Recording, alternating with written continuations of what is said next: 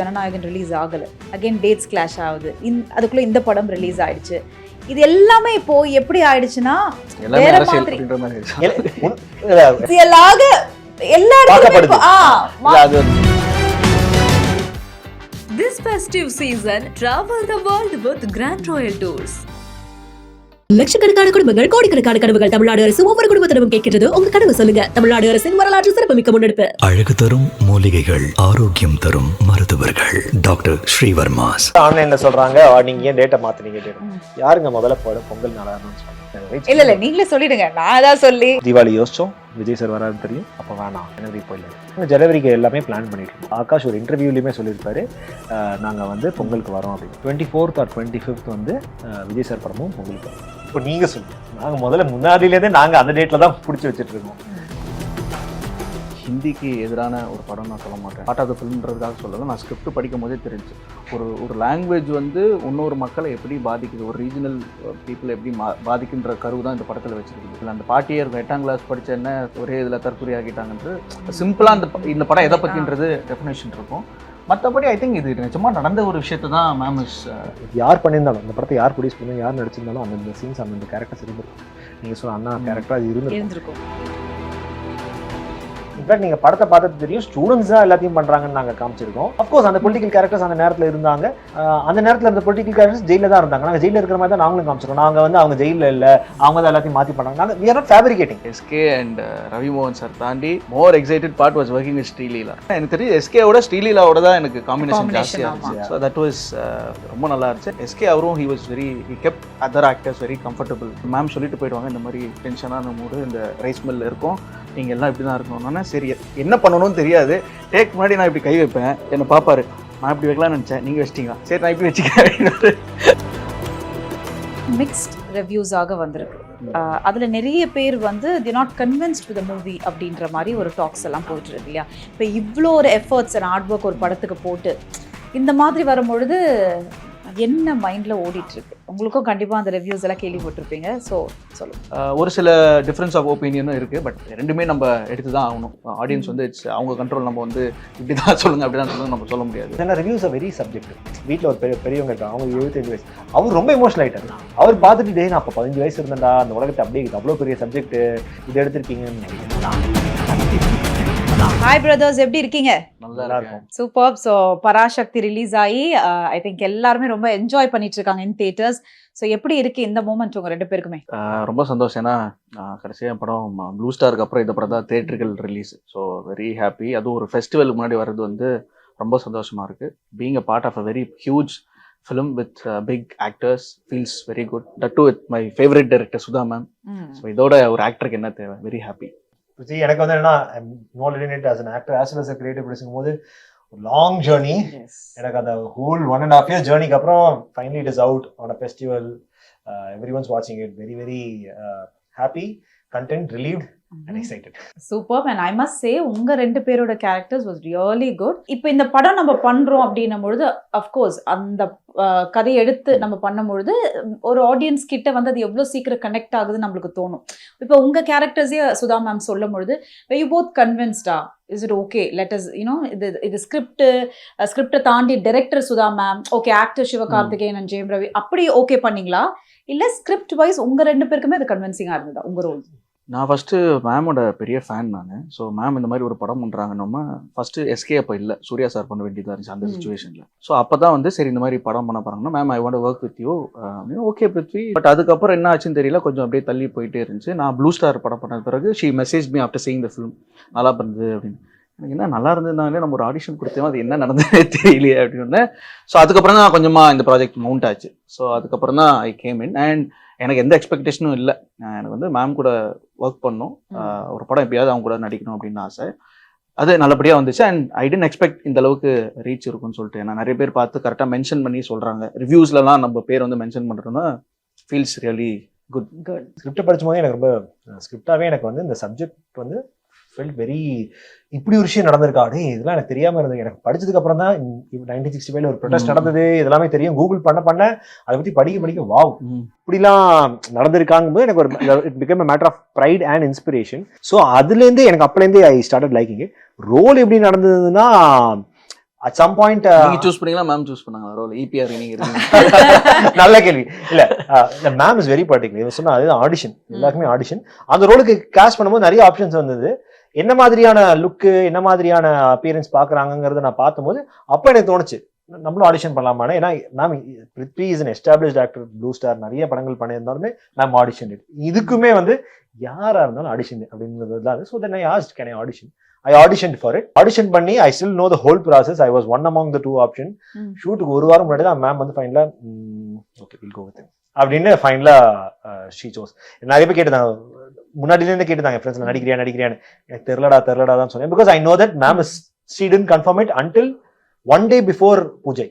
One day before பூஜை தான் சொன்னாங்க ஓகே இந்த ரோல் அவன் தான் பண்றான் சொல்லிடுங்க அப்படின்னு. ஒரு ஆக்டருக்கான மரியாதை அது யாரா இருக்கட்டும், weather your a big actor or a small actor, கிட்ட வந்து எக்ஸ்பிளைன் பண்ணிட்டு போவாங்க. அதே மாதிரி ஒருத்தர் ஏதாவது தப்பு பண்றாருன்னா அதை சும்மா ஒப்பேத்துற மாதிரி நடத்த முடியாது. பர்ஃபெக்டா வர வரைக்கும் she is very particular about. ஒன்றும் இல்லைங்க, அந்த படத்துல பாத்தீங்கன்னா ஒருத்தர் இறந்துருவாரு, அவங்க பாட்டி வந்து அழுவாங்க. அந்த பாட்டி கிட்ட பக்கத்துல உட்காந்து எக்ஸ்பிளைன் பண்ணி இப்படி அழணும், இப்படி அழுதுருப்பீங்கல்ல அப்படின்னு அவங்களே இதை பண்ணி காமிச்சு ஷீ வில் டேக். அந்த பாட்டி அந்த ஒரு சீன் தான் வருவாங்க, but she took the effort. Ma'am tax so much effort to give whoever you are, wherever you are, அந்த ரெஸ்பெக்ட கொடுத்து பண்ணுவாங்க. அண்ட் இப்போ உங்க 2 பேரும் பொறுத்த வரைக்கும் படத்துல, அதாவது ஒருத்தர் SK அவர்கள்கிட்டயும் ஒருத்தர் ரவி அவர்கள்கிட்ட இந்த மாதிரி ஒரு காம்போ, இந்த காம்பினேஷன் நம்ம யோசிக்கணும், இந்த ஒரு காம்போ மாதிரி பண்ணிருக்காங்க. சோ இது எவ்வளவு கன்வின்சிங்கா இருந்தது? உங்க கேரக்டரும் அந்த வெயிட்டேஜ் கொடுக்கணும் அப்படின்ற ஒரு விஷயம் இருக்காங்க. சோ ஹவு கம்ஃபர்டபிள் SK தாண்டி அந்த கேரக்டர் டு கேரக்டர் எப்படி இருந்தது உங்களுக்கு? டு பி ஆனஸ்ட், எனக்கு SK அண்ட் ரவி மோகன் சார் தாண்டி மோர் excited part was working with Sreeleela. So I'm a big fan of her. Okay. நான் அவங்க வந்து இந்த படத்துக்கு முன்னாடி அவங்க தெலுங்கு சாங்ஸ்லாம் பயங்கரமான, அவங்க டான்ஸ்லாம் வீட்டில் வந்து நாங்கள் எப்பெல்லாம் பார்ட்டி பண்ணுறோமோ ஃபர்ஸ்ட் பிளேலிஸ்ட்டில் அதான் வரும். ஸோ யார் ஸ்ரீலீலா வா அப்படின்னு ஃபர்ஸ்ட் கேட்டது. சரி காம்பினேஷன் அவங்களோட இருக்கா அப்படின்ட்டு. ஸோ இருக்கு அப்படின்னா எனக்கு தெரியும் SKவோட ஸ்ரீலீலாவோட தான் எனக்கு காம்பினேஷன் ஜாஸ்தியாக இருந்துச்சு. ஸோ தட் வாஸ் ரொம்ப நல்லா இருந்துச்சு. அண்ட் SK அவரும் he kept other actors very comfortable. அந்த எந்த ஒரு இன்ஹிபிஷனும் இல்லை, பழகும் போதும் சரி நடிக்கும் போதும் சரி.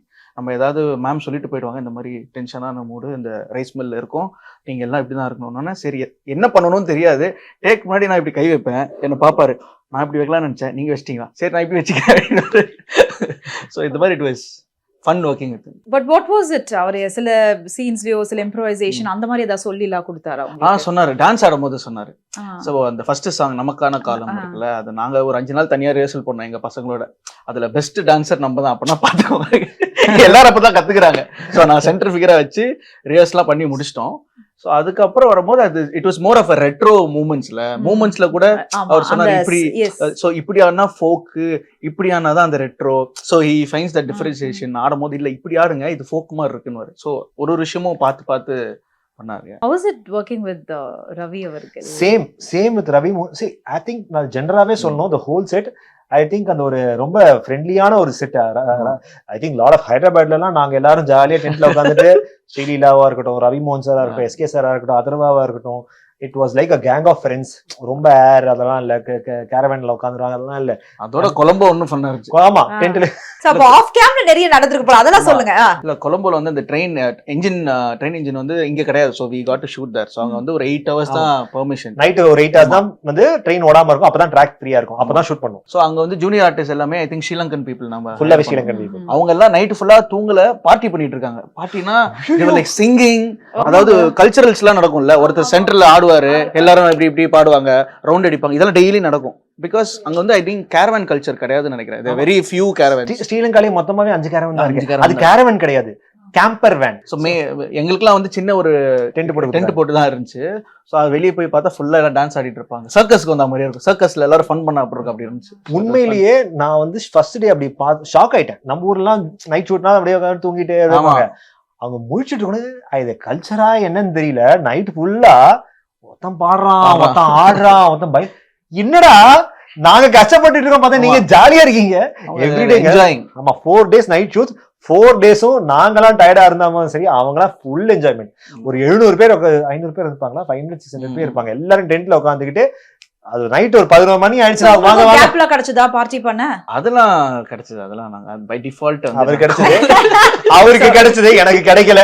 அப்படியா? இவர் EP வேற இல்ல, அதனால கொஞ்சம் அது அதனால ரொம்ப I wanted to ask that அந்த பெர்மிஷன்ஸ் எல்லாம் நிறைய ப்ராப்ளம் கொடுத்துருக்குமே. இந்த ஹோல் ஃபிலிம்ல பாத்தீங்கன்னா வந்து இது நான் வந்து சும்மா ஒரு 2 வீடு எடுத்தோம், 4 லொகேஷன் போனோம் முடிச்சோங்கிறதுலாம் இல்ல. 49 53 லொகேஷன்ஸ் தான் தெரியல. So much care, so much effort was given by Sudha ma'am to identify authentic places. ஒரு பிளேஸுமே she handpicked, went, saw.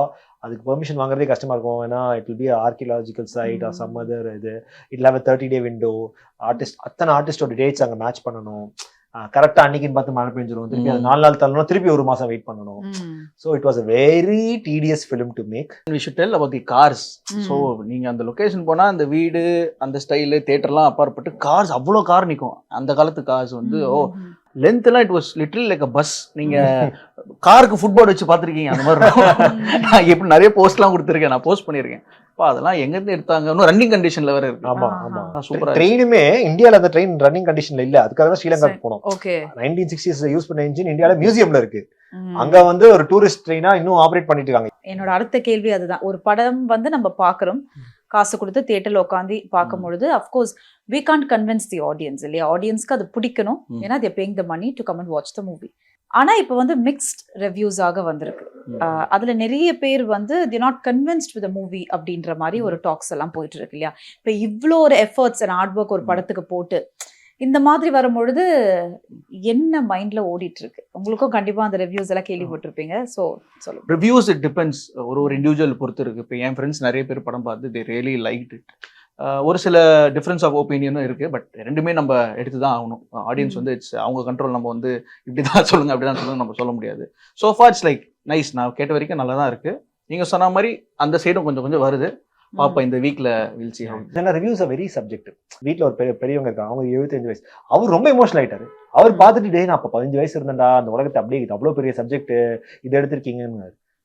யாருக்கு எப்படி கரெக்ட் ஆகும் நம்ம கையில கிடையாது. ஸோ பாயிண்ட் இஸ் நம்ம பெஸ்ட் எஃபர்ட்டை தான் போட முடியும். அதை 200% போட்டுருவோம். இப்ப நீங்க சொன்ன மாதிரி ஓகே, இப்போ ஆடியன்ஸை கன்வின்ஸ் பண்றது நம்ம கையில இல்ல. ஆனா ஒரு சைடு நீங்க பாத்தீங்கன்னா அரசியல் சார்ந்த படமாக பேசப்பட்டு இருக்கு இப்போ. ஏன்னா சில சீன்ஸ், சில ஷார்ட்ஸ், அஃப்கோர்ஸ் அண்ணா வர சீன்ஸ் எல்லாம் வந்து சம்வேர் ஆர் தி அதர் அந்த பொலிட்டிக்கல் இன்ஃப்ளூயன்ஸ் டச் இருக்கிற மாதிரி அந்த ஷேடோவை காட்டுற ஒரு படமாக இப்போ மக்கள் கிட்ட பேசப்பட்டு இருக்கு. இதுக்கு உங்களோட கருத்து என்ன?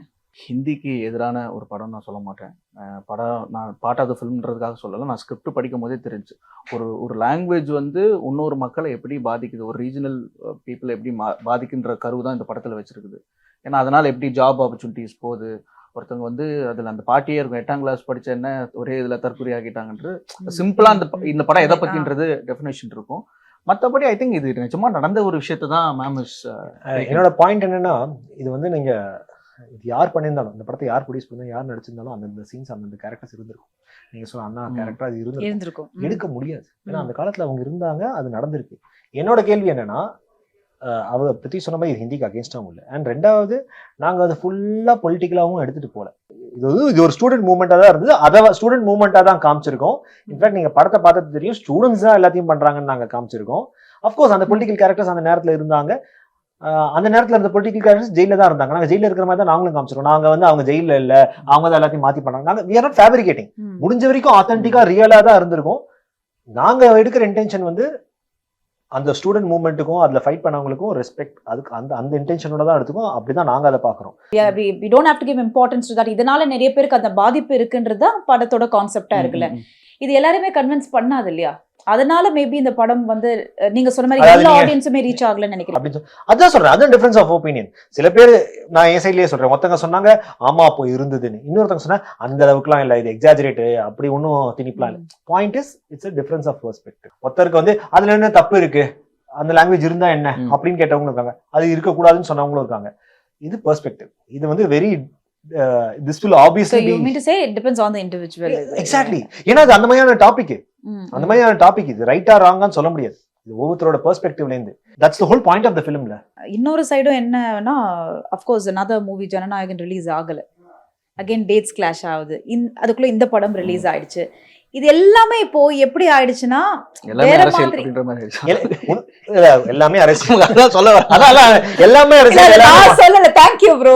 இல்ல அரசியலாக எல்லா இடத்துலயும் அது நம்ம ஒண்ணுமே பண்ண முடியாது. இவரு சிவா சாரே இந்த ஆடியோ லான்ச்ல சூப்பரா சொல்லியிருப்பாரு, விஜய் சாருக்கு தெரிஞ்சு அதெல்லாம் ஒன்றும் இல்லை. இது வந்து ஒரு சில விஷயங்கள் சென்சாரில் இருக்கிற விஷயங்கள் யார் கண்ட்ரோல்லையுமே கிடையாது.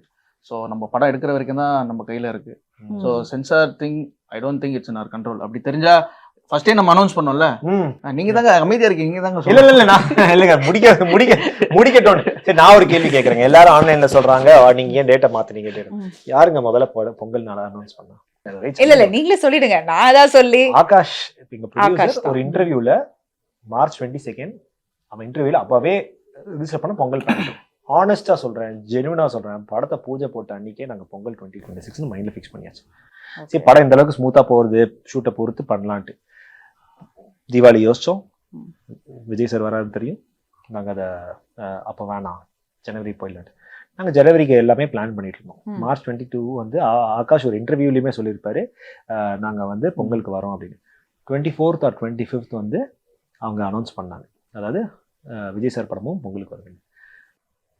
இப்போ நீங்க சொல்லுங்க, நாங்கள் முதல்ல முன்னாடியிலேருந்தே நாங்கள் அந்த டேட்ல தான் பிடிச்சி வச்சுட்டு இருக்கோம்.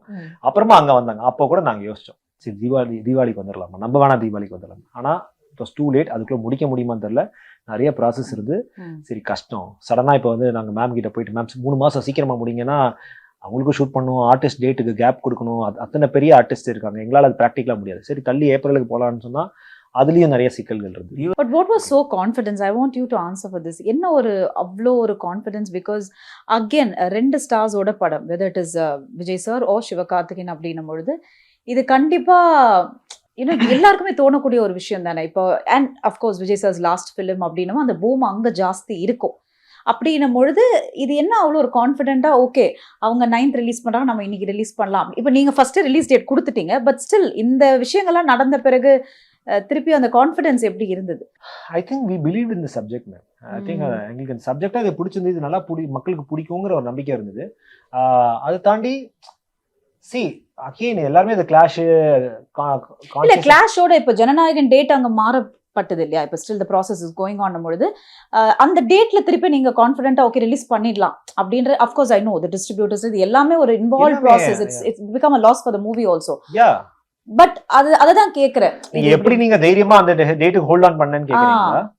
இல்லங்க, எங்களுக்கு அதை விட்டு வேற ஆப்ஷன் கிடையாது. இப்போ டிசம்பர் முடிக்க முடியாது, ஏப்ரலுக்கு தள்ளி போனா இன்னும் given the subject and all of it unnecessary further conflicts வரும் நாங்க நினைச்சோம். அதுக்கு சேஃபர் டேட் பொங்கல் தான் தோணுச்சு. அங்கதான் ஒரு விண்டோ கிடைச்சது. அந்த விண்டோல ஃபர்ஸ்ட் நாங்க 14 யோசிச்சோம். அப்புறம் டிஸ்ட்ரிபியூட்டர்ஸ் எல்லாருமே சொன்னது என்னன்னா, நீங்க ஏன் 14 வரீங்க, இன்ஃபேக்ட் இந்த வாட்டி பொங்கல் வந்து 15th தான் வருது, 14th கூட பொங்கலே கிடையாது, நீங்க 10th வரலாம் அப்படின்னு சொன்னாங்க. It was a conscious decision because all the distributors and all of them said come on 10th because 10th is a better day.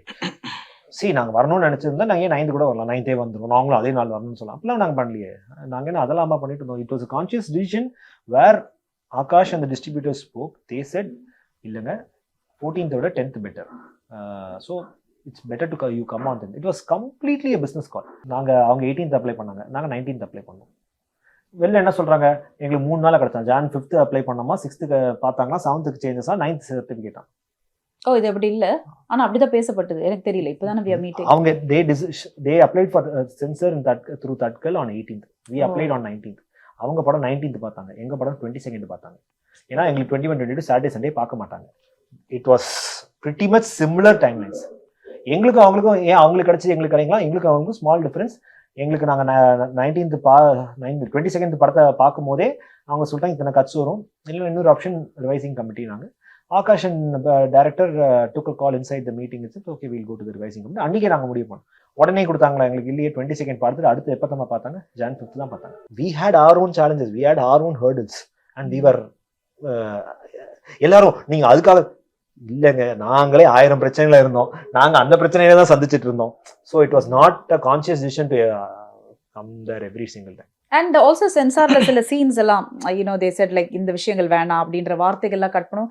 Maybe அது இருந்திருந்தா படத்துக்கு இன்னும் கொஞ்சம் ஹைலைட்டடா இருக்கும்னு நீங்க ஃபீல் பண்றீங்களா? எனக்கு அந்த ஒரு சீன் ரொம்பவே ஃபீல் ஆச்சு. நான் வந்து ஃபர்ஸ்ட் பார்த்த உடனே நான் ஆகாஷ் மேம் கிட்ட வந்து இந்த சீனை நான் எடுக்க சொல்லிட்டாங்களான்னு இருந்தது. விச் இஸ் அண்ணா சாரோட அந்த ஸ்டேட்மெண்ட். ஏன்னா அது வந்து it's real statement that he made. நாங்கள் ஃபேப்ரிகேட் பண்ணாத உண்மையிலேயே அவர் சொன்ன ஒரு வார்த்தைகள் தான், அது உண்மையாக நடந்த வார்த்தைகள் தான். அது ஏன் வைக்கக்கூடாதுன்னு ஒரு கேள்வி இருந்தது. பட் நாங்கள் அதை கேள்வி கேட்குற நிலையில இல்லை. ஏன்னா அடுத்த நாள் ரிலீஸு, ஒரு நாள் ரிலீஸ் 8ஆம் தேதி தான் இதை கொடுத்துருக்காங்க. we had to But you didn't sacrifice. talk to the censor board about this. இல்ல பேசலாம், பேசிதான் போயிட்டே இருக்கும். அதுக்கு அடுத்த Again, they'll stage extend the court தான் data. போகணும், இன்னும் போயிட்டே இருக்கும். ஏன்னா உண்மையிலே சொல்றேன், இது ஒரு பிசினஸா தான் நாங்க அட் எண்ட் ஆஃப் த டே போட்டிருக்க இன்வெஸ்டர் ப்ரொடியூசர் அவங்களோட வெல்ஃபேரையும் பார்க்கணும். நீங்க யோசிச்சு பாருங்க, 2 படமே வரல அப்படின்னு தியேட்டர்ஸ் என்ன பண்ணுவாங்க? தியேட்டர்ஸ்க்கு எந்த ஆப்ஷனும் ரீ ரிலீஸ் தான் பண்ணும். ரீரிலீஸ்னு புது படத்தெல்லாம் வீட்டுல டிவில பாக்குறாங்க, பழைய படத்தை தியேட்டருக்கு வந்து பாக்குறாங்க. ஆமா, ஏன் என்னவாக இருக்கும்? பழைய படம் பெட்டரா இருக்குங்கிறீங்களா? அவர்தான் சொல்றேன். இல்ல அவங்க அதுதான் கேட்க வராங்க. இப்பெல்லாம் புது நல்ல படம் வருது இல்லையா, அப்படின்னு அவங்க அதுதான் நான் இப்ப சொல்லணும்னு அவங்க எக்ஸ்பெக்ட் பண்றாங்க. அப்படி இல்ல, நீங்க சொன்னீங்களா? இல்ல அது தெரியலையே. நான் கில்லி போய் பார்த்தேன். கில்லி போய் பார்த்து எல்லா சீன் எல்லா டயலாக்கும் எல்லாருக்குமே தெரியுது. சீன் வரதுக்கு முன்னாடி இவங்க பேசிடுறாங்க. அந்த டயலாக் சாங்ல வந்து கிளப்பிங் போற மாதிரி எல்லாரும் சேர் மேல நின்னு ஆட ஆரம்பிச்சு ஸ்டெப்ஸ் எல்லாம் தெரியுது வேற. அது ஒரு மாதிரி ரஜினி சார் படம் வரதுக்கு முன்னாடி இங்க இருக்க எங்க பக்கத்துல ஒரு பிக் செட் ஆஃப் கேர்ள்ஸ் உட்கார்ந்தா அவங்க பேசுறாங்க. அந்த நீலாம்பரி டயலாக் இவங்க பேசுறாங்க. வயசானவங்க ஸ்டைலும் ஹேய் என்னமா மனப்பாடம் பண்ணி பேசிட்டு இருக்கீங்க. Of course it's a massive classic film. நல்ல படங்கள் வரலன்னு சொல்ல முடியாதுங்க. ஐ திங்க் ரொம்ப கிரிட்டிக்கல் ஆயிட்டாங்க மக்கள். அதான் சொல்றேன், negative reviews I really want to talk about it. நான் ரிலீஸ் டே அன்னைக்கு 10 மணிக்கு, நான் 4 மணிக்கு வீட்டுக்கு வந்தேன். 9 மணிக்கு ஃபர்ஸ்ட் ஷோ. 8:30 படம் வரதுக்குள்ள அந்த டைம்க்குள்ள நான் வந்து 3 நாள் தூங்கலைங்க. 4 மணிக்கு வந்து படுத்தேன். நீங்க ரிவ்யூஸ் சொல்றீங்களா தியேட்டர் ரெஸ்பான்ஸ்? நான் தியேட்டர் ரெஸ்பான்ஸே பார்த்தேன் ரிலீஸ்க்கு முன்னாடி. அது எப்படி பண்ண முடியும்னே தெரியல. ரிலீஸ் ஆகல, சரி சும்மா பராசக்தி அப்படின்னு சொல்லிட்டு என்னதான் பார்த்தா ஒரு தியேட்டர் வந்து படம் நல்லாவே இல்லை. படமே ரிலீஸ் ஆகல, நீ எப்படி பாத்துருப்பேன்? ஏதோ எடுத்து அந்த தம்ப்நெயில்ல வந்து பராசக்தி ரிவ்யூஸ் அப்படின்னு சொல்லிட்டு வச்சிட்டு இருக்கான். அப்படி போட்டிருக்கான் அந்த மாதிரி வச்சு. அது என்னடா இதுல என்ன சந்தோஷம்னு எனக்கு புரியல. இன்னொன்னு நல்லா இருக்குதுன்றத நல்லா இல்லைன்னு சொன்னா அது இன்னும் காட்டுத்தீ மாதிரி. அது people are very interested to see other people's defeat. Negativity travels faster than positivity and perception travels faster than truth. But ஏன்னா இதெல்லாம் தாண்டி I think let's talk about Jananayagan also. ஏன்னா பீயிங் எனக்கு தெரியும் how much you guys also look up to Vijay sir and all that. உங்களுக்கு எப்படி இருக்கு இந்த ஃபீல்? ஏன்னா ஒரு படத்துக்கு முன்னாடி இல்ல இந்த படத்துல அவ்வளோ ஹார்ட் ஒர்க் அண்ட் எல்லாமே இப்ப நீங்க சொல்றீங்களே, ஒரு படம் ரிலீஸ் ஆகலன்னும் போது அங்கேயும் அது effect பண்ணிருக்கோம்ல. So how do you what do you guys want to tell about it? நான் சும்மாலாம் சொல்ல, எனக்கு எல்லா படமும் want to run. எல்லா படத்துலயும் அவ்வளவு காசு இன்வால்வ் ஆயிருக்கு. எல்லா படத்துலயும் அவ்வளவு ஆக்டர்ஸ் இருக்காங்க.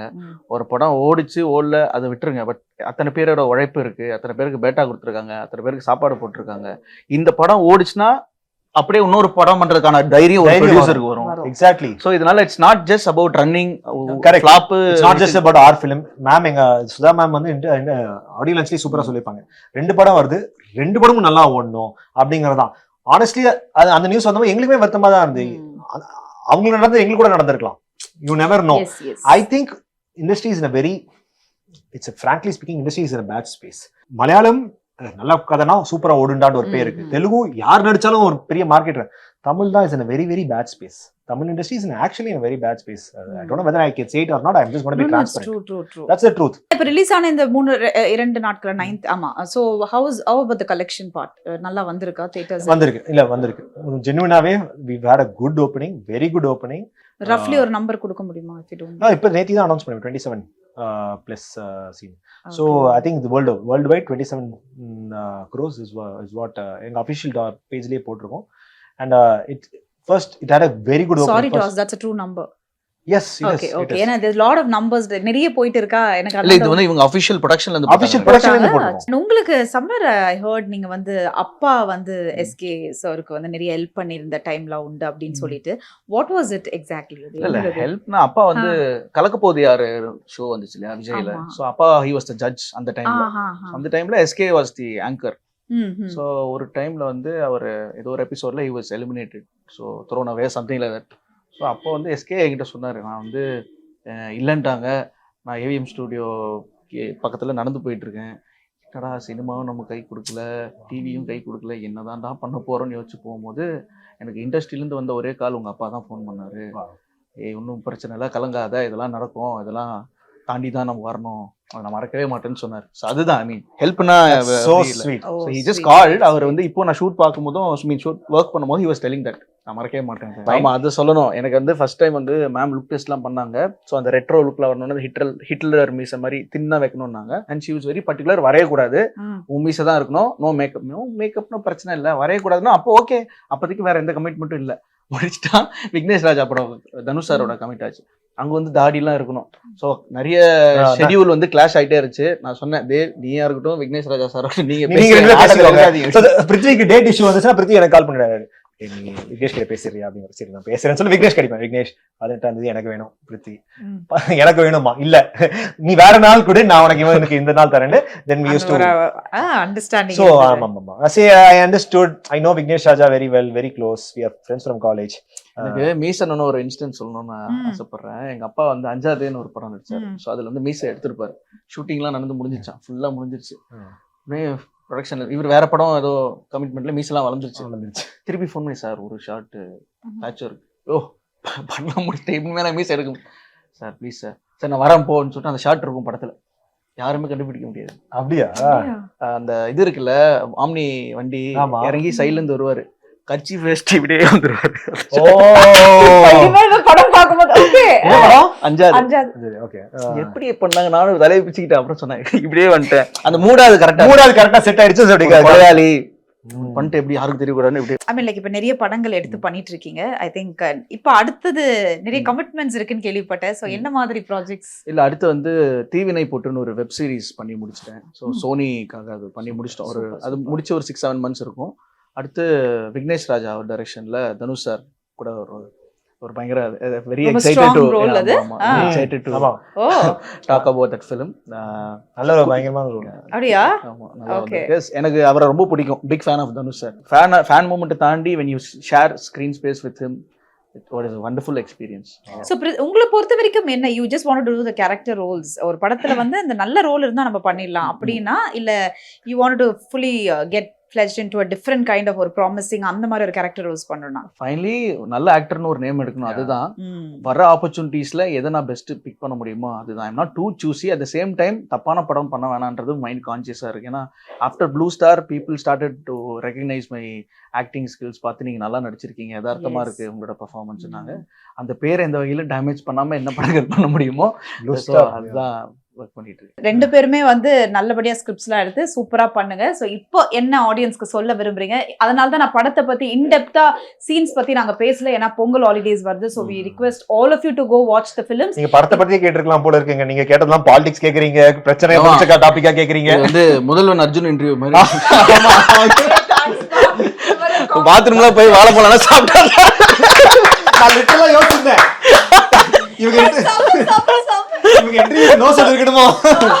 இல்ல படத்தை பத்தி பேசாததுக்கான காரணம் என்னன்னா, லெட் மீ பி ஓபன். அவங்க சொன்ன மாதிரி தான், ஒரு படம் ரிலீஸ் ஆகிறதுக்கு முன்னாடியே ஒரு ரிவ்யூஸ் போடுறீங்க, தியேட்டர்லயே போய் பார்க்காம ஒரு ரிவ்யூ போடுறீங்க. அனிஃபா மாதிரி யாரும் இல்ல இங்க, அப்படியே வந்து அடிப்பாங்க. அதெல்லாம் வந்து we request you, so please do. ஏன்னா பொங்கல் ஹாலிடே ஸ்டார்ட் ஆக போகுது, இந்த 4-5 days ப்ளீஸ் எல்லாருமே பார்க்காதவங்க கண்டிப்பா போய் தியேட்டர்ல படத்தை பார்க்கணும், என்ஜாய் பண்ணணும் அப்படின்றதுதான் நானும் ரிக்வெஸ்டா எடுத்து வச்சுக்கிறேன். ஸோ அதனால தான் படத்தை பத்தி சீன்ஸ் கேட்டா அது வந்து ஓப்பன் பண்ற மாதிரி ஆயிடும். அதனால தான் அதை தாண்டி என்னென்ன பேச முடியுமோ நான் கேட்க, அவங்க பதில் சொல்ல சூப்பரா இருந்தது இன்டர்வியூ. I really enjoy. கிளிதான். You can't say the same, but it was a good interview. This festive season, travel the world with Grand Royal Tours. லட்சக்கணக்கான குடும்பங்கள், கோடிக்கணக்கான கனவுகள் தமிழ்நாடு அரசு ஒவ்வொரு குடும்பத்தினரும் கேட்கிறது. உங்க கனவு சொல்லுங்க. தமிழ்நாடு அரசின் வரலாற்று சிறப்புமிக்க முன்னெடுப்பு. அழகு தரும் மூலிகைகள், ஆரோக்கியம் தரும் மருத்துவர்கள். டாக்டர் ஸ்ரீவர்மாஸ்.